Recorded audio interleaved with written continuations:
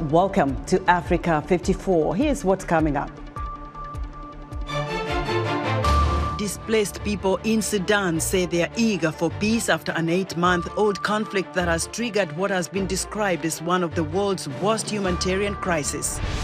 Israeli forces pounded central Gaza by land, sea and air on Wednesday as both Israelis and Palestinians wonder what their future holds when the war ends. We'll have a report from Jerusalem. And Zambia is now the 6th country in Africa to launch Starlink satellite internet services with a goal to provide Zambians with faster, reliable and uncapped internet access. All this and much more coming up on today's Africa 54.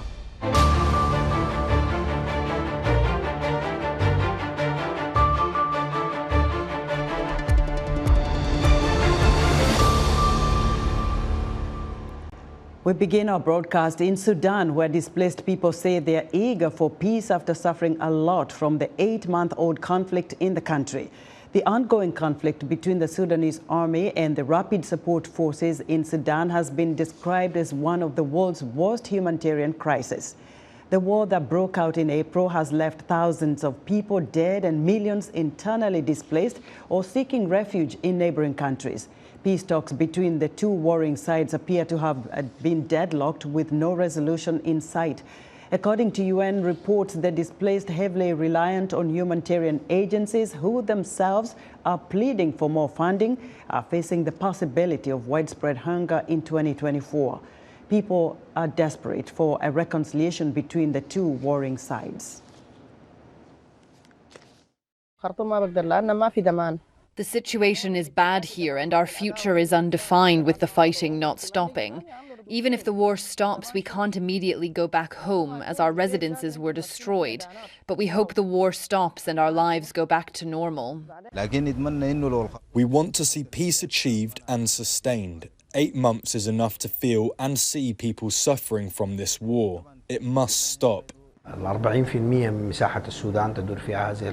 The conflict covers 40% of the areas in Sudan. The number of victims as well as the displaced will increase with the conflict's extension. The war in Sudan shall extend to neighbouring countries if it's not contained soon. The fighting shows few signs of abating. Analysts warn that if the warring sides can't come to an understanding soon, there's a chance that the conflict could expand into the wider region.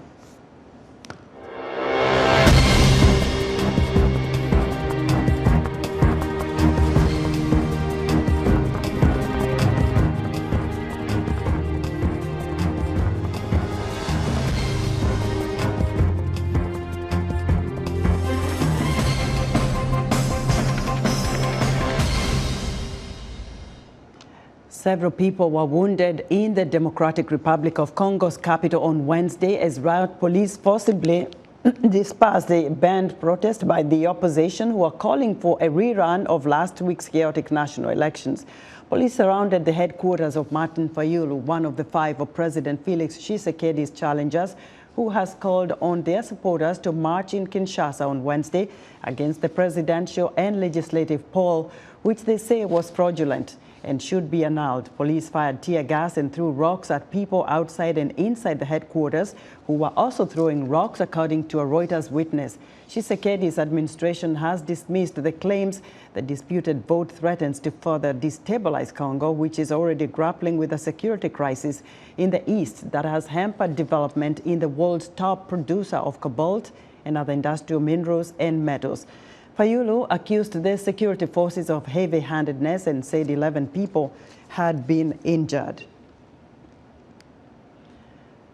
Now, for more on DRC's elections, I'm joined live via Skype from Goma, Democratic Republic of Congo, by Fred Bauma, a senior fellow at New York University's Center on International Cooperation. Fred, welcome to Africa 54. Thank you. Now, Congolese heeded the call to protest against what the opposition termed as a sham election, defying the government order to stay home. What does this mean for the country as you await the final presidential results? Well, what was supposed to be peaceful elections are being transformed into a chaotic situation with demonstration in Kinshasa and with contests in different parts of the country. Unfortunately, this is very likely to lead us to another cycle of contested legitimacy, a trend in DRC for the last 20 or 30 years. And unfortunately, this election, which could have at least put an end to that cycle of fighting around legitimacy, will only bring to another 5 years where the one who will win this election will be very likely contested by the rest of the population, by the rest of the opposition, I would say. Now, Fred, similar election chaos were witnessed in the last general elections. And what seems amiss here, and what can the Electoral Board, Sheni, do differently? So unlike the last elections, where the result itself was almost ignored in favor of a deal, in this case, people mobilized massively to go to vote. And actually, the Electoral Commission was the one not ready logistically to organize election. So that is one difference between this election and the last one. And the reason of that, I believe, is partially the fact that the CENI surrendered to political pressure. Political imperative actually led the CENI to ignore the fact that they were not logistically ready to hold the election on the 20th as they were planned. I believe if the CENI could postpone this election for a week or two, maybe we would have a very different situation right now. Fred, very quickly. Now, incumbent President Tshisekedi is said to lead the pack in this election. What happens if he takes the presidency? What changes might he bring to the Congolese people? Well, if President Tshisekedi remains in power, because he's already in power, people expecting him to do a lot of things. Many people, especially in Eastern DRC where I am, those who voted for him did so because they're expecting him to put an end to a long time conflict that has caused hundreds of thousands of victims and millions of displaced people. Today we have 7 million of displaced. So people in Eastern DRC are expecting him at least to bring peace or to work for peace. In the rest of the country, there is also a call for access to healthcare, to share prosperity in the country where one of the countries is not to be rich and where people live in immense poverty.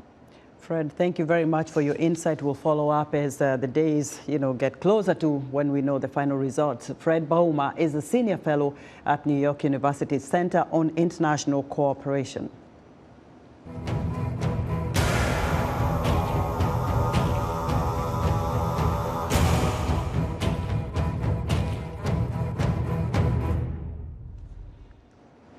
As heavy fighting continues in Gaza, Israelis and Palestinians are wondering what will happen in Gaza after the war ends. The Palestinian Authority says it is prepared to take over Gaza. Israel says the Palestinian Authority cannot have any role. Linda Gradstein reports for VOA from Jerusalem. As the fighting rages between Israel and Hamas in Gaza and the death toll continues to climb, the international community is increasingly pressing for a ceasefire. But it's not clear who will eventually take control of Gaza and its 2.2 million people, many of whom lived in poverty before the war began. It doesn't seem to me that there is even consensus among the U.S., Israel, the regional Arab country, and the international community on what to do with Gaza after the war. Who's going to be ruling Gaza? U.S. President Joe Biden has said he would like to see a revitalized Palestinian Authority, or PA, take control in Gaza once the war ends. But according to polls, 80 to 90% of Palestinians disapprove of the PA and its 88-year-old leader, Mahmoud Abbas. It is seen as corrupt and ineffective in the West Bank territory it already controls and incapable of governing Gaza. Nevertheless, some PA officials say they are prepared to return to Gaza 16 years after Hamas threw them out in a bloody coup. I say that it is the right of the PLO and the right of the Palestinian Authority to return to the Gaza Strip. Am I going to Mozambique? I'm going to my country and my people, and even if it is destroyed, it is my responsibility. But it must be within the framework of a comprehensive political vision that is supported regionally and internationally. Palestinian analysts say that 17 years after the last parliamentary elections, Palestinians must elect more qualified leadership who can unite them. You're having the international community look for an administration that can provide the technocratic levels of governance, like health, education, but misses the entire point of the fact that Palestinians want and need legitimate leaders. They want a leadership that can advocate for them, even if you're talking about on a diplomatic stage here or on a diplomatic level. And that is something that is completely missing in these discussions about the day after. Egypt recently offered a three-stage peace proposal, starting with a 2-week ceasefire and the release of 40 Israeli hostages, then the formation of a Palestinian technocratic government to hold elections, and finally a complete ceasefire in exchange for the release of all Israeli hostages, freedom for all Palestinian prisoners, and a complete Israeli withdrawal from Gaza. The Egyptian proposal leaves Hamas intact, which Israeli Prime Minister Benjamin Netanyahu has repeatedly said is unacceptable. Some Israeli analysts say the goal of eliminating Hamas is unrealistic. Hamas, first of all, is an idea before an organization, and Hamas won't be vanished. Even if thousands of Hamas terrorists and political leaders will be killed during the war, they will still have dozens of thousands of supporters in Gaza and, of course, in other arenas like the West Bank. Netanyahu maintains that neither Hamas nor the Palestinian Authority can play a role in the future of Gaza, but he has not laid out a plan for the future of the area, and it is not clear how Gaza will be governed or eventually rebuilt. Linda Gradstein, VOA News, Jerusalem.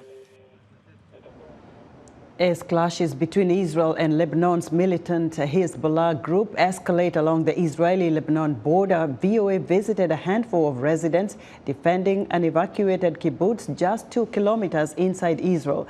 They say they want to go to war in Lebanon to eliminate Hezbollah, while the international community scrambles to find a diplomatic route. Henry Wilkins reports. Residents say Kfar Giladi, an Israeli kibbutz 2 kilometers from the Lebanon border, was evacuated the week after the October 7 Hamas terror attack that killed 1,200 people and resulted in some 240 hostages. Since fighting has escalated in Gaza in the south, on Israel's northern border, the Iranian-backed Lebanese militant group Hezbollah has launched near-daily rocket attacks in solidarity with Hamas. At least 4 Israeli civilians and 7 soldiers have been killed in the clashes. The rockets struck Israel communities in the immediate area. Not only this settlement, but the settlements you can see here behind me too. They say the rockets came from the Lebanese village of Fakila, which is just on the hills over here, very close. A handful of residents have stayed behind to defend Kfar Giladi. Nissan Zivi is one of them. Me, my wife and my 2 kids, my family have been evacuated. Me and my dog, and we are part of the emergency task force that stay here to protect the kibbutz. Strange feelings about how my kids can come and live here with all the security that we need. If the US and France will not find a diplomatic solution, we will not have any choice but a military operation. Zivi says he waits with other residents for a conflict they feel is inevitable. The Israel-Lebanon border violence has stoked fears a full-blown war could break out if Israel makes a ground attack on Hezbollah in Lebanon, or vice versa. Both Israel and Lebanon are US allies and seen as key to ensuring Mideast stability. Not only would a conflict open a second front for Israel, but it also might eventually trigger a standoff with Iran. Israeli experts say a war is not what Israel wants, but its hand may be forced. Iran is using Hezbollah as a proxy against Israel. Our problem is not with Lebanon, our problem is with Hezbollah. The US has urged restraint from the Israelis and is applying diplomatic pressure to find a peaceful solution on both sides of the border. Some residents say diplomatic routes to put a stop to Hezbollah attacks have already been exhausted. and the Israeli government must now find a military solution. Shadi Kalul is a resident of a nearby town. Israel is not acting as it should act in such scenario that we faced since October 7 in Northern Front, only because US and maybe other powers ask us to calm down and not respond in an aggressive way against this threat. Locals say they fear their communities could be massacred like those in southern Israel. As dusk draws in, we begin to hear explosions nearby.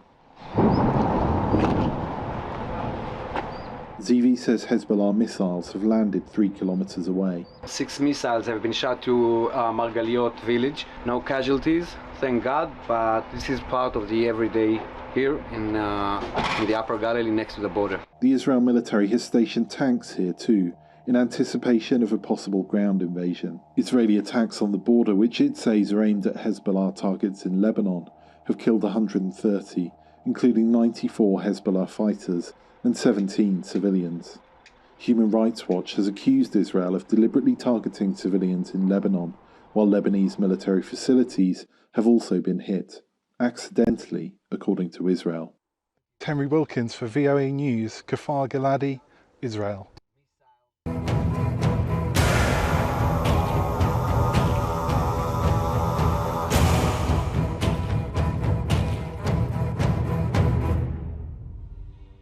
Loss and risk come with the job for war correspondents. As the wars in Ukraine and Gaza exert a heavy toll, VOA's Christina Caicedo-Smith speaks with two veterans about their experiences and why they keep reporting despite the dangers. The first bomb struck as Fox News reporter Benjamin Hall and his crew returned from a day's reporting on Russian attack in the city of Horenka, outside of Kiev. A few seconds later, the second bomb landed just next to the car. Now that one, there were 5 of us in the car. Pierre, myself, and Sasha in the back seat, and 2 Ukrainians who were driving. And the second one blacked me out. The blast from that 2022 attack knocked Hall unconscious. A vision of his family spurred him to get out of the vehicle. My daughter, my little 8-year-old daughter, right in front of my eyes came to me and said, Daddy, she said, you've got to get out of the car. Badly injured, Hall pulled himself free. He survived, but cameraman Pierre Sargweski and Oleksandra Kurshinova, a Ukrainian reporter assisting the team, lost their lives. With serious burns and injuries, including the loss of a leg, Hall underwent multiple surgeries. The experience, he says, serves to remind journalists and audiences of the risks media take to report the news. Conflicts in 2023 account for most media deaths, with 3 killed on assignment in Ukraine and the Israel-Hamas conflict killing more than 60 journalists to date, most Palestinian. For local journalists, covering the effects of war is a deeply personal experience. And for them, it's not just a conflict. For them, it's their life. It's their family. It's their society. It's their culture. It's their cities. This is not a place these soldiers know. Damon, who covered conflict in Syria and Iraq, says journalists are also at risk of being targeted deliberately. And Iraq was a very, very dangerous place at the time for journalists to work in. There was a price on our heads. It's very different when journalists are being deliberately targeted versus taking on the risk of just being in a war zone. For the Israel-Hamas war, groups like the Committee to Protect Journalists emphasize the need for reporters to work safely. Their audiences, says Sharif Mansour, are counting on them. But hundreds of millions all over the world who are following this heartbreaking conflict try to understand it, and they rely on journalists in order to get timely and independent information and commentary. Hall and Damon agree that a free press is the main way for people to make informed decisions. Hall, who returned to Ukraine in November and met with President Volodymyr Zelensky, published a book about his experience. It serves not only to tell his story but to pay tribute to colleagues and friends lost along the way. And Damon founded the charity Inara, which provides medical and mental health services for children in war zones. With no end in sight to either conflict, media advocates are pushing for all sides to ensure journalist safety. Christina Caicedo-Smith, VOA News. We'll be right back. This week on Straight Talk Africa, we speak with the creator of a unique documentary that sheds light on the ongoing humanitarian crisis in the Democratic Republic of Congo. VOA executive producer Omari Kaseko takes us to Goma in the eastern part of the country, where he documents the trials and tribulations of internally displaced refugees. Join me, Hayley Adams, for an intimate look at the silent war that has been going on for years on the next Straight Talk Africa. Military coups, cost of living crisis, and climate change shocks were some of Africa's challenges in 2023. But it was a year that also marked the first Africa Climate Summit that brought hope, showcasing the continent's climate leadership on the global stage.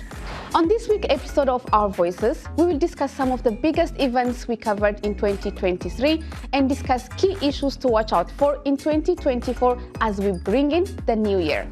Join the conversation each week right here on Our Voices.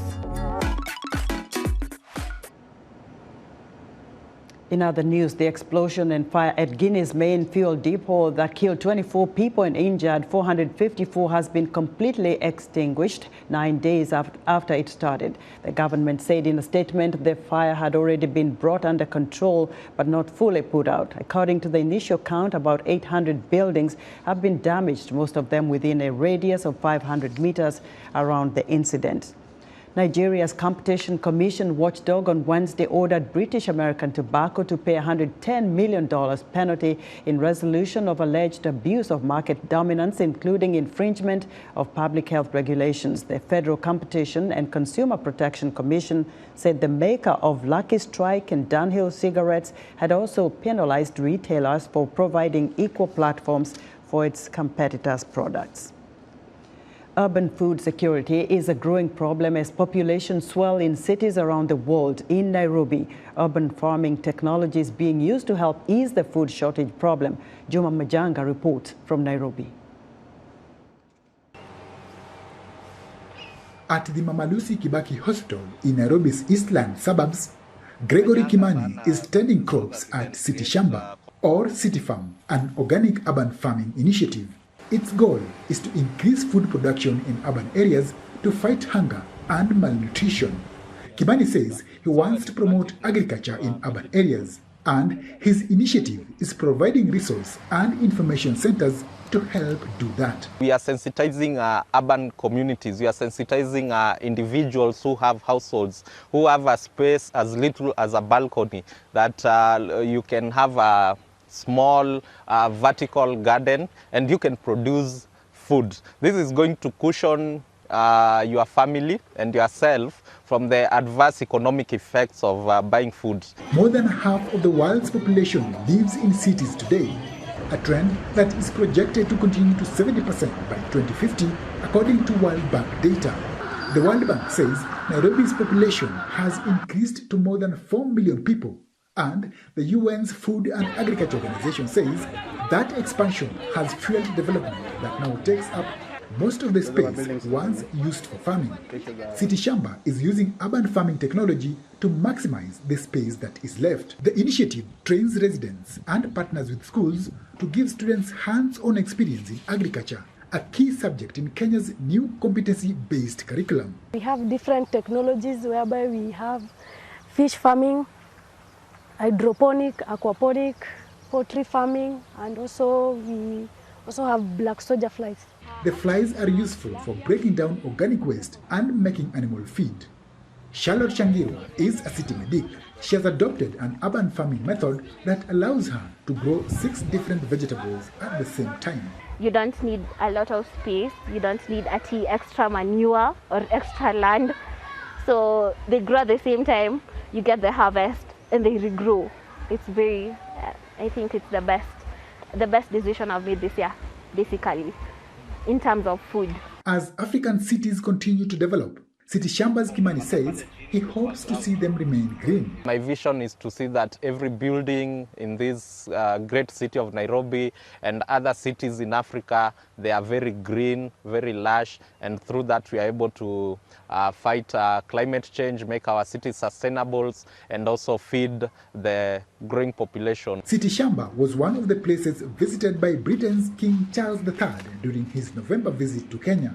Kimani says the sustainability of this model of urban farming lies in the recycling, reusing and reducing materials used, leaving no room for waste. Juma Majanga, VOA News, Nairobi. Zambia has become the 6th country in Africa to launch Starlink satellite internet services. Kathy Short has this report from Lusaka, Zambia. Residents in Chongwe, a rural town in Zambia, don't have reliable internet, but that is expected to change with Zambia's launch of Starlink satellite internet services. Operated by American aerospace company SpaceX, Starlink uses a network of low Earth orbit satellites to provide high-speed broadband. Marius Van Puren is the country manager at Piratas Zambia, the authorized reseller of the business service for Starlink. That will enable rural remote schools that do not have access to electronic content, electronic educational equipment, to access content very cheaply, and it will definitely breach the gap in the digital divide. According to recent media reports, the initial Starlink hardware cost for its internet access is about $500, while monthly fees are pegged at $37 for the most cost-effective package. But most general workers in both urban and rural Zambia earn a minimum of $50 to $100 a month, according to the country's new minimum wage approved by the government. Sam Tembo, a cleaner in Lusaka, earns $150 a month. Starlink internet is here, but it's expensive for me. I can't afford. I'd rather use that money. Instead of paying internet, I buy food. But Sambi Chimpala, who runs a news blog focusing on technology, says Starlink will be a big help for some companies. In Zambia, I think the opportunities lie in areas like telemedicine, in e-learning, e-commerce, also startups and entrepreneurs who need to connect, obviously, for their businesses now going online. There's also an opportunity in e-governance as well, so services that need to reach the marginalized or people who are in far-flung areas. Kasalim Senge is with Smart Zambia, a government agency that works on infrastructure for information, communication and technology. Connectivity cuts across sectors, but in particular in our case in Zambia, the hope is to bridge the gap and to allow us to leapfrog and catch up with advanced economies out there. According to the World Bank 2020 report on accelerating digital transformation in Zambia, only 44% of Zambians have internet access, and those who do usually face slow, intermittent, and high costs. Experts say Starlink could help bridge the digital divide and provide millions of Zambians with high-speed internet for the first time, although the cost of the startup hardware is still high for the majority of Zambians.